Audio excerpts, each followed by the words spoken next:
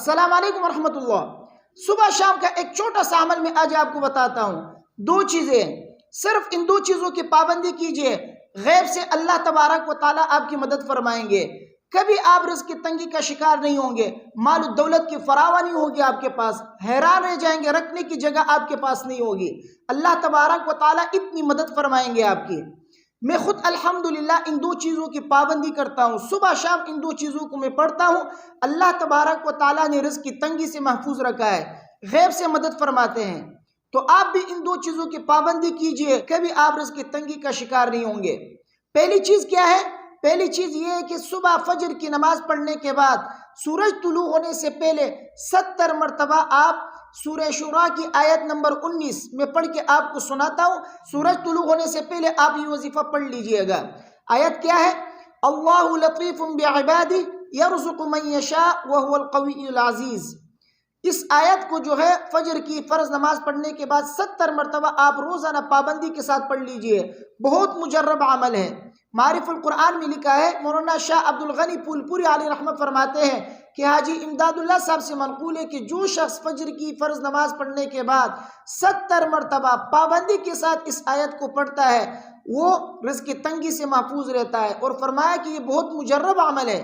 میں خود الحمدللہ اس وظیفے کو میں پڑھتا ہوں فجر کی فرض نماز پڑھنے کے بعد۔ اللہ تبارک و تعالیٰ غیب سے مدد فرماتے ہیں۔ یقین نہیں آتا تو آزما کر دیکھ لیجئے، اس وظیفے کو روزانہ پابندی کے ساتھ آپ پڑھا کریں، دعائیں دو گے انشاءاللہ۔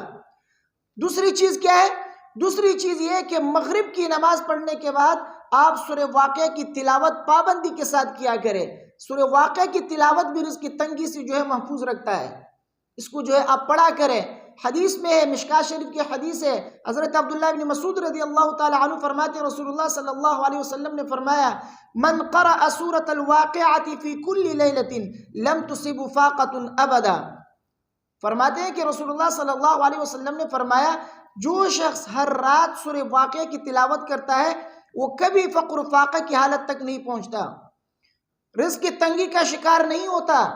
تو اس لیے آپ بھی روزانہ پابندی کے ساتھ سورہ واقعہ کی تلاوت ہر رات کیا کریں۔ خود حضرت عبداللہ بن مسعود رضی اللہ تعالی عنہ اپنی بیٹیوں کو ہر رات سورہ واقعہ کی تلاوت کا حکم دیا کرتے تھے۔ فرماتے ہیں وَكَانَ ابْنُ مَسْعُودٍ يَأْمُرُ بَنَاتَهُ يَقْرَأْنَ بِهَا فِي كُلِّ لَيْلَةٍ۔ حضرت عبداللہ بن مسعود رضی اللہ تعالیٰ عنہ خود بھی اپنی بیٹیوں کو یہی حکم دیا کرتے تھے کہ ہر رات کو سورہ واقعہ کی تلاوت کیا کرو۔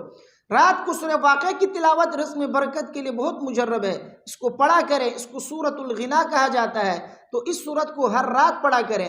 مغرب کے بعد بھی پڑھ سکتے ہیں، عشاء کے بعد بھی پڑھ سکتے ہیں، حدیث میں صرف رات کا ذکر ہے، تو آپ مغرب کے بعد تلاوت کریں یا عشاء کے بعد تلاوت کریں، کوئی فرق نہیں پڑتا۔ میں تو مغرب کے بعد پڑھتا ہوں، آپ بھی پڑھ سکتے ہیں، مغرب کے بعد پڑھا کریں۔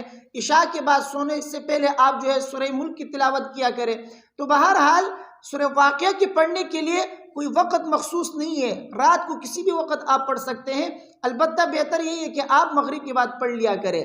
تو ان دو چیزوں کی پابندی کریں، زندگی میں کبھی آپ فقر و فاقہ کا شکار نہیں ہوں گے، مال و دولت میں کمی کا کبھی آپ جو ہے انشاءاللہ شکایت نہیں کریں گے۔ ان دو چیزوں کی پابندی کریں، دعائیں دو گے انشاءاللہ۔ مجھے امید ہے میری باتیں آپ کے سمجھ میں آ گئی ہوں گی۔ ویڈیو کو اپنے دوستوں کے ساتھ لازمی شیئر کیجئے گا۔ مجھے اپنی دعاؤں میں یاد رکھیے۔ السلام علیکم ورحمۃ اللہ۔